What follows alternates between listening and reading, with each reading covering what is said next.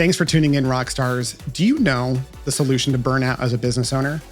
Oftentimes is found in who you're serving. Do you guys know which patients give you energy? Think about the people you serve that light you up. They come in, when they leave, you feel more refreshed, and yet you've worked on them versus the patients who've come in and drained your soul. The same is true for employees, right? There's some that just feed your soul and those that drain it. We're talking to a coach today by the name of Michael Silva, who is an expert at helping people define what their avatar or ideal client is. He is a master business owner who found his niche almost by accident by helping runners. He ended up becoming a physical therapy practice that specialized in running and started treating Olympians. And he talks about how private practice saved his career. He also is going to talk about how finding his niche not only made him more energetic and more excited about work, it totally increases profits and impact. And he does that now for other people. He's going to share how he does that. I'm so excited for today's episode. Enjoy. So Michael, what's one of the biggest mistakes that you've made and what did you learn about it? I can only pick one? Yeah. One of the big ones, like the hairy ones that really, really, were painful. All right. The big hairy one I would say is thinking I can do this all on my own. And realizing being a PT owner, are you talking about? Yeah, just starting and growing a business, and thinking I knew everything or I would figure it out and I didn't need help. And I realized probably 2-3 years into starting the business, my wife, who's also a PT, sat me down and she's like, "We need help. Get some help." I'm like, "Well, I don't need anything." And then we finally, thanks to her convincing, we hired a business coach and consultant, and they weren't as popular back then. And it was the best money I've ever invested, and it made me a better leader. It gave me systems and processes for my business. I ran better meetings. Everything about me as a business professional improved after I brought her on board for a year. Man, I'm so glad to hear you say that, Michael. Dude, I had a number of coaches in my journey. I still have a coach, and it's so funny because I've gotten to a point where I've recognized some successful coaches won't acknowledge that they ever needed coaching.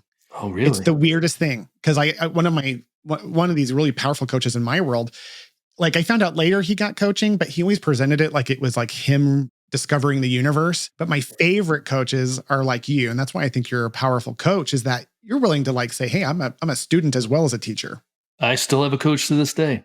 Throughout my whole career, depending on where I needed the most help, I got coaches or more further education or training because I'm not the smartest guy in the room. I've never been, and I just want to surround myself with people smarter than me.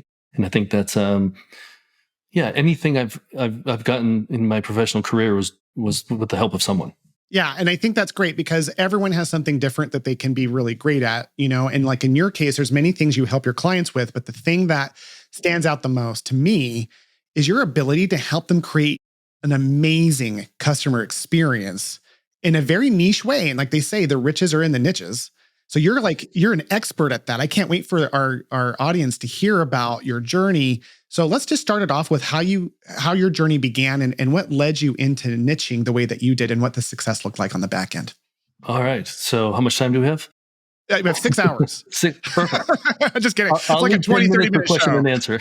All right. So I graduated PT school in 98. I'm not going to go through the details, but as soon as I graduated, I was fortunate. We discussed before the show, back then the market wasn't great. There was a lot of PTs in the late 90s, early 2000s that weren't getting jobs. So I was able to get a job with, do you remember Health South? Oh, yeah. Yeah. So I was one of 200,000 employees for Health South, huge corporate healthcare. And there were some good experiences there. There were some bad. I ended up moving from Massachusetts to Rhode Island with my wife, who's also a PT. So then I went down to a multi-site private practice, which had a clientele that I wasn't really passionate about working in. So I was really starting to get discouraged.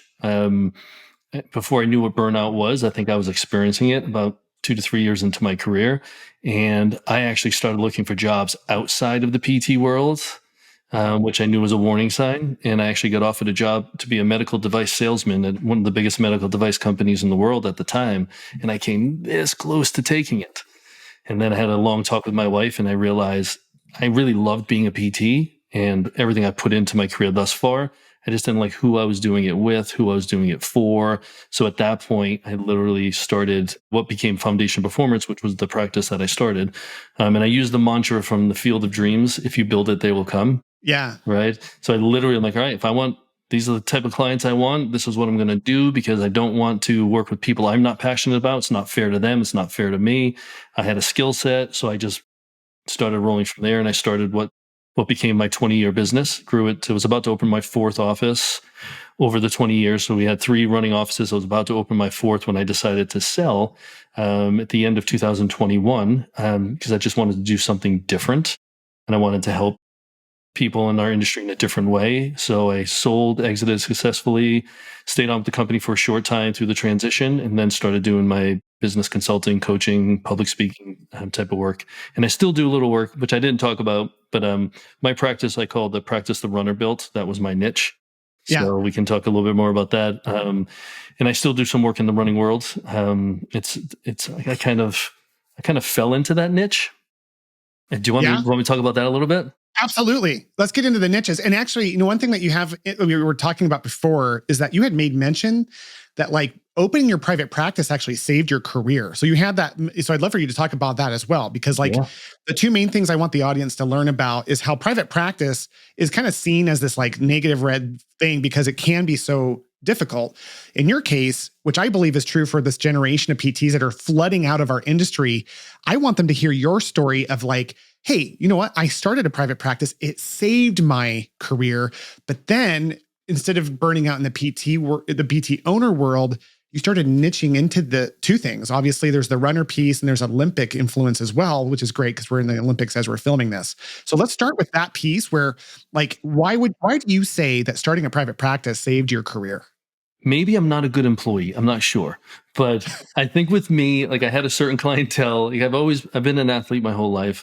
I wanted to work with motivated, health conscious people. I didn't have that opportunity in my first few jobs. And I thought that's what this world was. All I was going to be doing is treating people who didn't want to be there, who were forced to be there by their bosses or their lawyers or their doctors, and like unmotivated people. And there are certain therapists for that clientele. That's not how I'm wired. So starting the private practice and literally attracting the avatar that I wanted saved me, because then I immediately became more motivated, more passionate. I was a better therapist. I was all in, and I fell in. So even though I was building this sports medicine practice and really working with fitness minded people, the whole running thing fell on my lap, and my wife's going to take credit for this. And I got to make sure I say that. Don't cut that one out. Let's keep going. She is in charge of your niche and your success. Totally. She is. I mean, she forced us to get the business coach, which was the best decision I made professionally. And when I started the practice in May of 2003, I turned 30. I had my first child, which was my son. And I quit my job and went fully on my own to start my own business.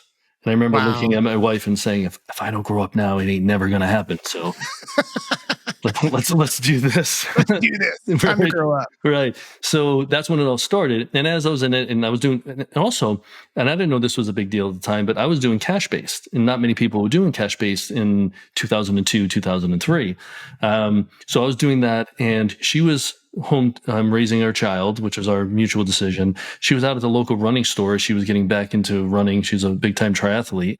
And she was just buying a pair of sneakers at the local running store, talking to this sales kid about the business I had just started. He was a runner at a D1 college. He needed some help, so he came to see me. So I did well with him, which was awesome, because his close friend and training partner was the NCAA champ at Providence College and a future world-class runner for Ireland. So I started working with him. Now, I'm an ex-football player meathead. I used to weigh almost 200 pounds, like lifting heavy weights, hitting people with my head, really stupid things. But anyway, I was not the distance running guy, but I always liked lower extremity mechanics. I wanted motivated people. You can't get people more motivated than distance runners, in my opinion.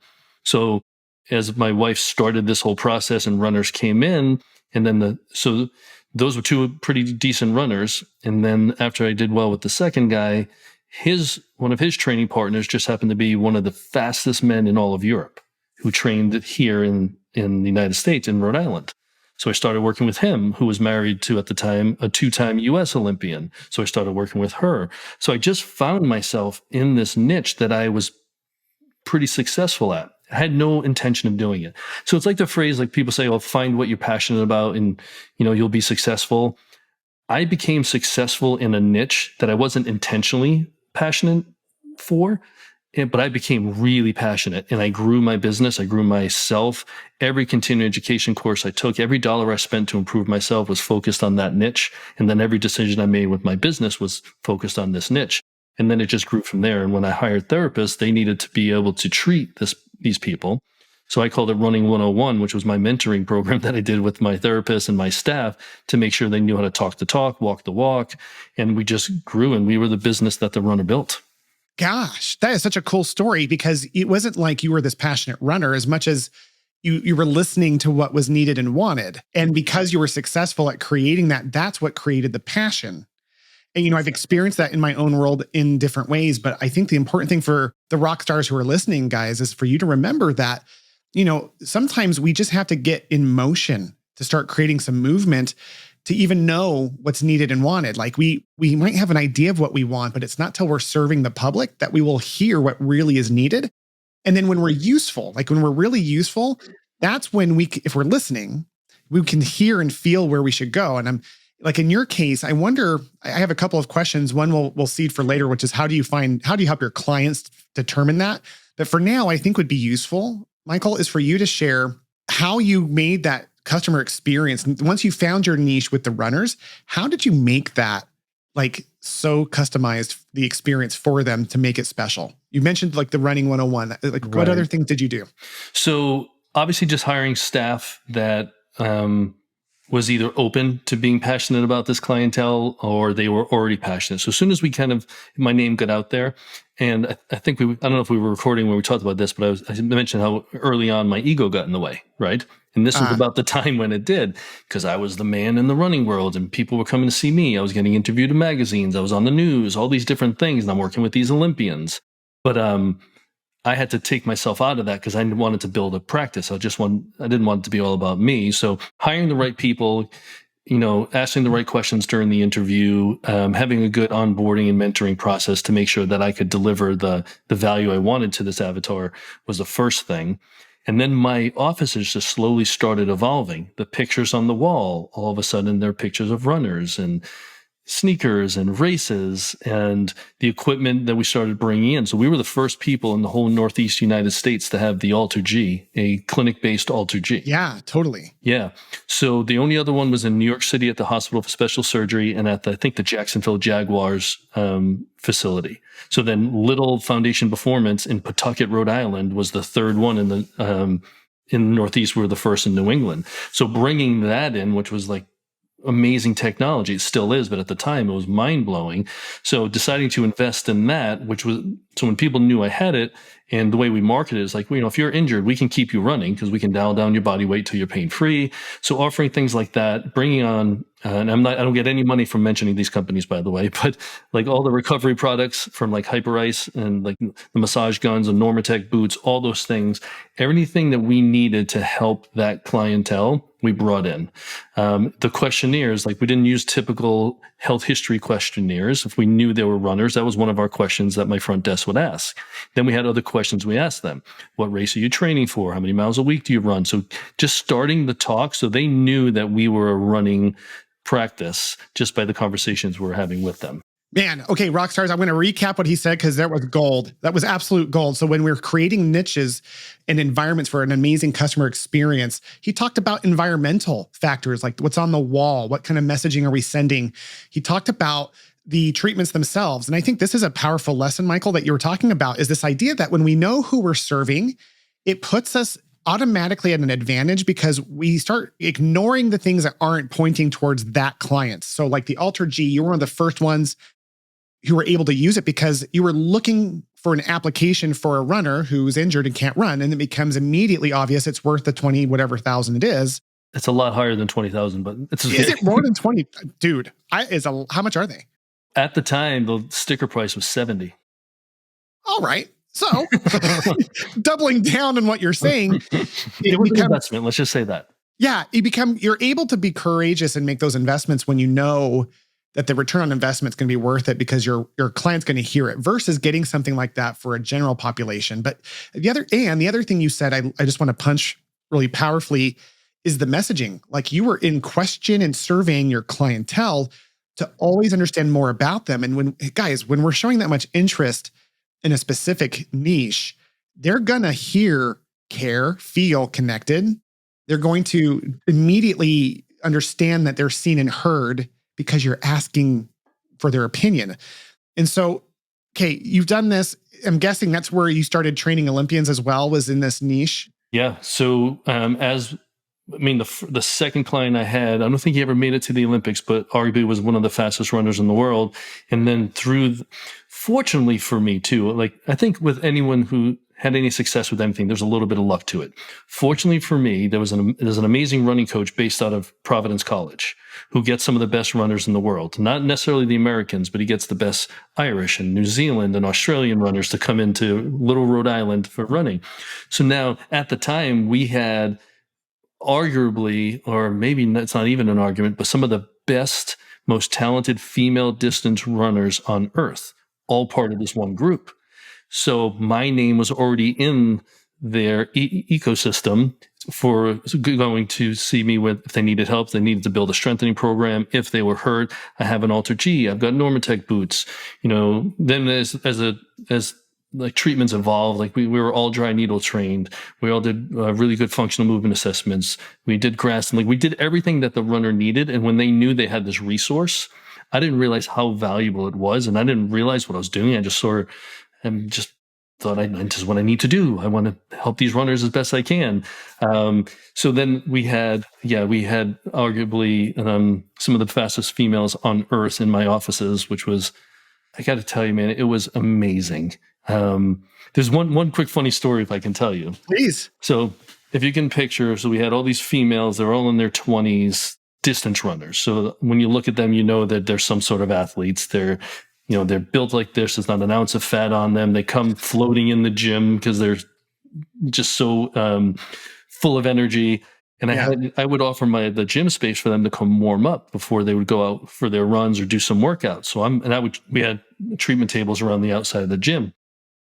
And I remember working with one of my quote normal clients, and she was a very healthy, probably like 49, 50-year-old woman who was like a 5-hour marathoner raising money for a leukemia lymphoma society, but just a normal person. And I'm working with her, and then there's a group of the Olympians down there. She looks at me and she goes, "Am I the oldest, fattest person that you work with?"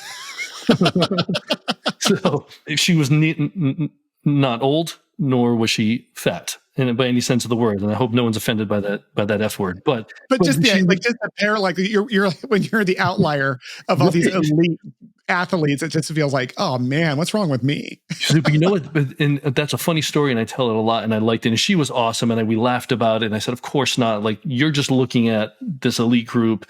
But also now it got me thinking, are we turning people away because they feel like they're going to be looked at like they're out of shape or old because of that? So I had to make it very friendly for runners of all calibers, all shapes and sizes, which we did, because I got involved with some of these fundraising groups, and I gave free educational lectures to them, injury prevention stuff. We would treat them at a discount. And these are the people who are joining a marathon to lose weight, or because they had a significant other who died from cancer, and they're not elite in any sense of the word. So we welcomed them in as well. So we had a nice mix, but it was a funny story.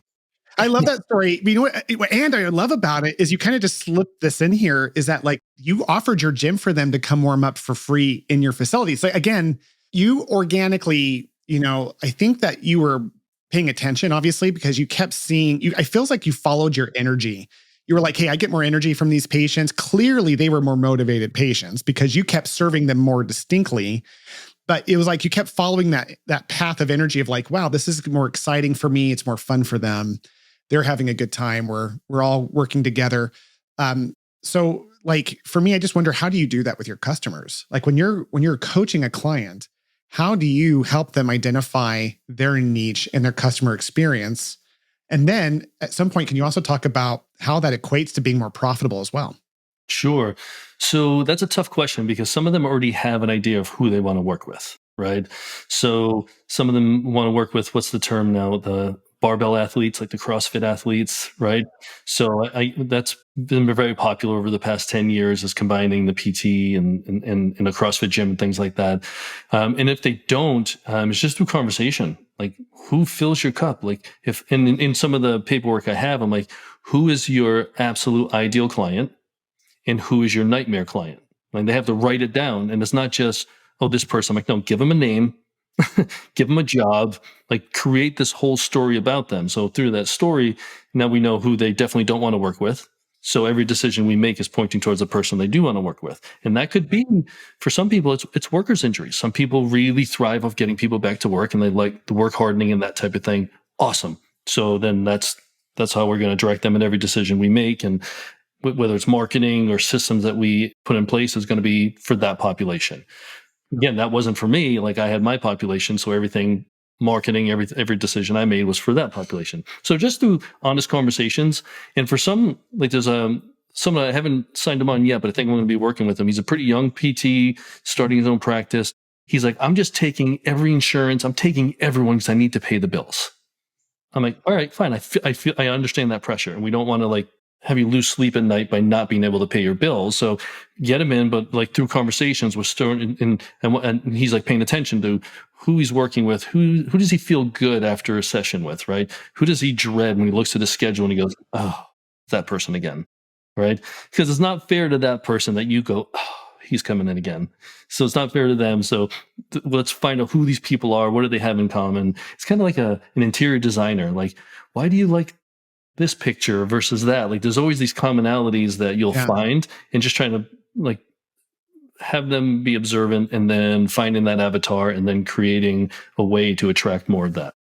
Yeah, that is so cool. So through questioning and being with your clients, you help them identify almost what you did on your own, which is, to identify the energy gain. It's Right. like this idea of, where do you find enjoyment? And it's so funny because I don't think anyone would ever think, oh, workman's comp is my passion. Right. But like, you were never a runner either. So it's, You never know. It's sorry to interrupt, but you got to be open. And you said something earlier, and I'm turning into an old hippie. I just cut my hair, so I was really an old hippie. For those of you who can't see, he has hair that goes a little bit longer. It's not super long, but you got it cut short like that. Yeah. I literally had like ponytail action going on. It was a little obnoxious, but that's okay. But I truly believe, and you said like it's energy, right? What you're putting out there, just getting going. And there's another term that I've always gone by. It's instead of ready, aim, fire, it's ready, fire, aim. Just go do something, right? Start some momentum. Just get that person in the door, and then you can kind of get more laser focused. At least that's how I feel. So this guy, I'm like, okay, get people in the door. Let's, over the next few months, let's kind of narrow down who you feel good about. But you got to get out there. You just got to make something positive happen. And I truly believe when you do that, the universe is going to bring things your way, and it's all going to happen. Yeah, I love that. And it's, one of my favorite coaches told me once, it's always yes until no when you're starting.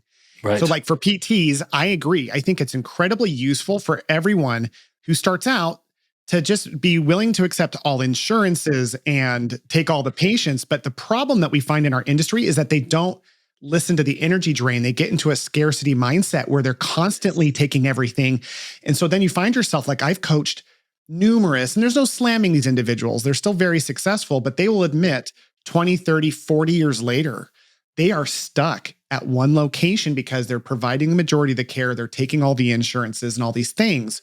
So for us, it's always yes until no, but it's about listening to when it's time to say no. Because like in your case, when you focused on the running niche, you were saying no to a workman's comp niche. You were saying no to other populations. And even when you were talking about that geriatric patient in that story, that funny story, you were still working with runners. Like it was just that you were making sure that your avatar's full bandwidth was being addressed. So for us as professionals, I think that's your coaching, I would say, it would have to be one of the most financially important investments to make.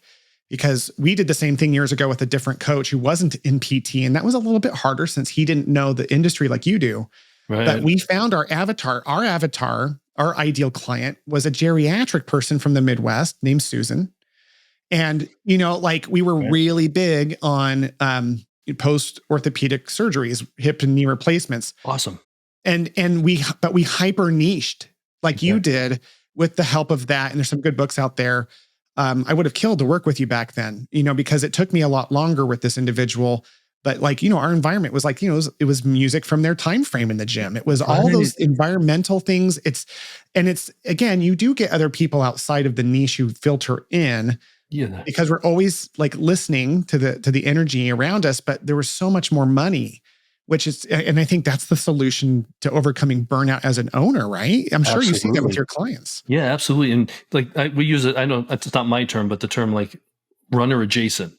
So although we niched down into the runners, it wasn't 100% runners, but we had people that were of similar mindset, of similar energies, of similar values that came in. So same thing like you were saying, like maybe not every single patient was a geriatric post-op, but you set up the environment, and you mentioned something about music, and like some of these people are just going to feel good in your clinic, not literally from the PT intervention, but just feel good about being there, and they won't even be able to put their finger on why. But you know Yeah. what? It's because Chubby Checker was playing on the radio, and that's a song from when they were young, and it just makes you feel good, right? So it's all these little things about creating that environment, which is hugely influential to how connected they feel to you, which is going to make them a better patient, which is going to make them a better payer, which is going to make them show up for their visits, and now their outcomes are going to be better. It's a win-win-win-win for everyone involved by doing that.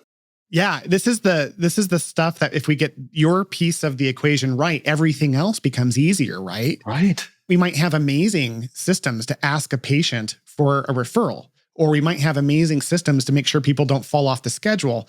But if we're serving someone who drains us energy, who's not a fit or aligned with what we're creating, we have to work extra hard and have minimal progress versus minimal effort and maximum output.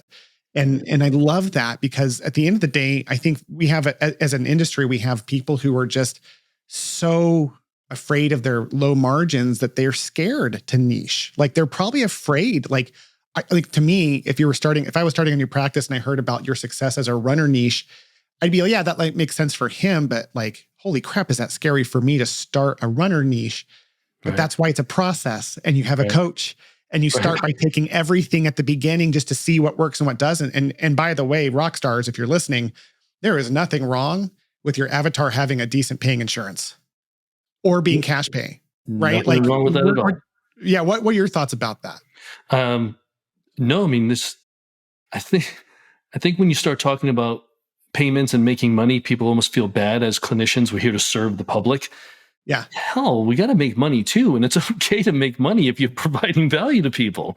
Like, and don't take shitty paying insurances. Part of my French, we cut those out. Like know where your break even point is for every treatment slot you have. And if your insurance companies are paying you less, get rid of it, because you're going to be working harder for a clientele you probably don't want, unless you want that clientele.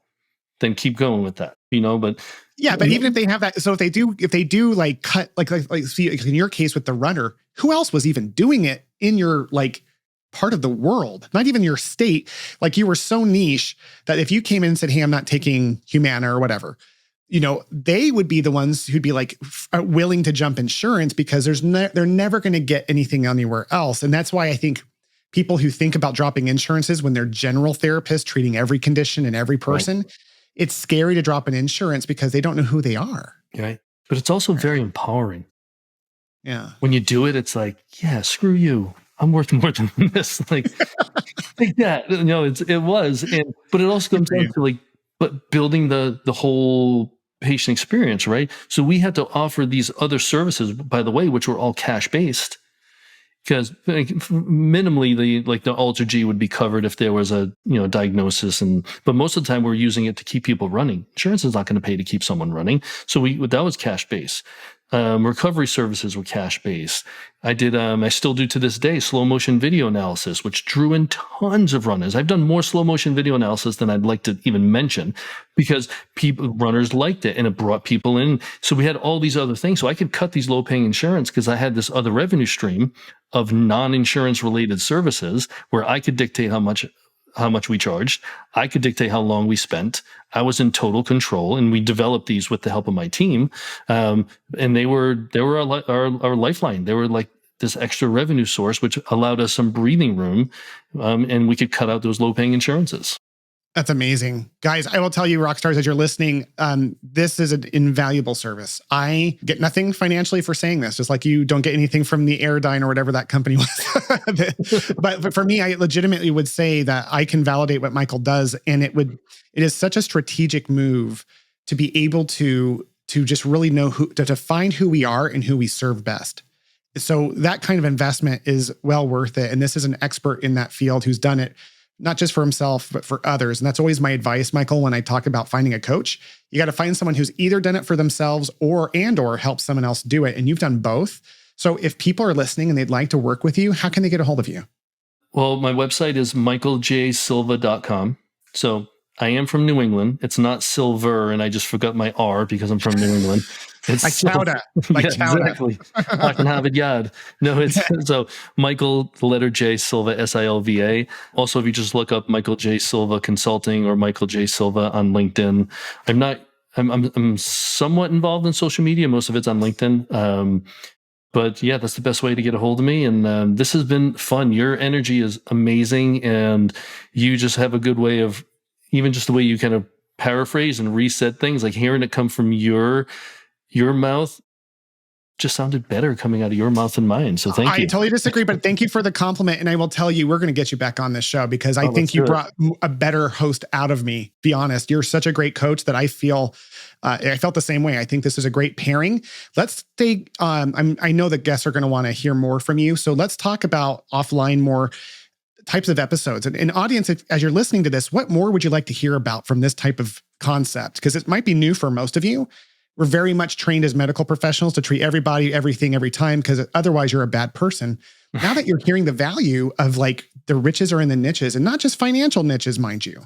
We're talking about like the impact niches, like the runners he helped.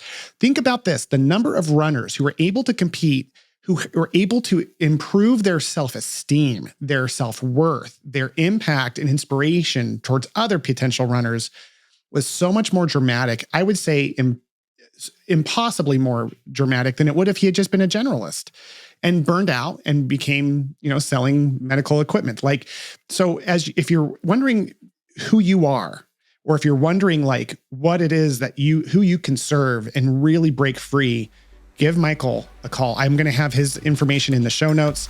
Michael, thanks again for being on the show. You've been fantastic. Thank you, Will. Right back at you. Thank you so much for taking the time to listen to today's episode. As a thank you, I have a gift. In today's show notes, there's a link for you to join the Stress-Free PT newsletter. This is a comedy newsletter for anyone who works in healthcare. And of course, we're going to have comedy bits. We're going to have inspirational stories, leadership bits. It's going to be a weekly newsletter just to lighten your week, to help you do what you love with more passion. So click that link below and join that newsletter, and we'll see you in our next episode.